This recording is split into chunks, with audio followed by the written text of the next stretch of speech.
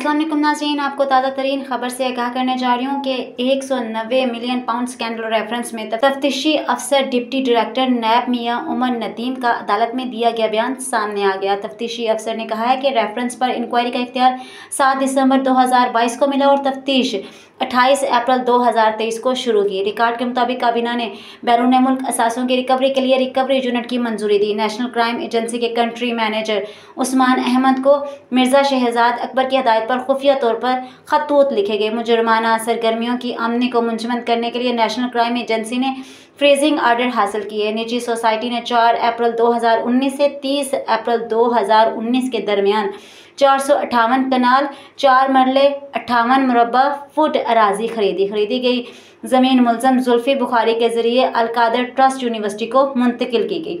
458 कनाल से जायद अराजी ट्रस्ट के वजूद में आने से पहले ट्रांसफर की गई। मुंतकिली के बाद जुल्फी बुखारी, शहजाद अकबर मिर्जा और प्रॉपर्टी टाइकून ने इमरान खान से मुलाकात की थी। बनीगाला में 11 जुलाई 2019 को रकम पाकिस्तान की मलकियत होने पर बानिए पीटीआई को बदनीति पर मबनी नोट लिखा गया।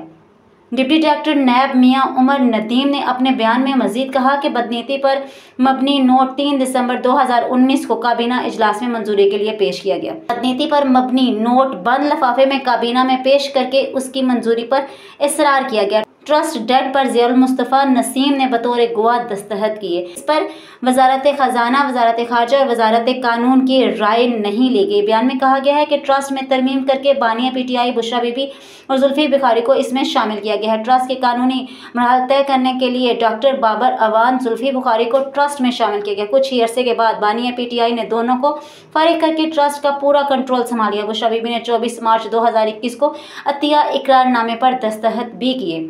आज की इस वीडियो में इतना ही। आपको मेरी ये वीडियो कैसी लगी कमेंट बॉक्स में बताना मत भूलिएगा।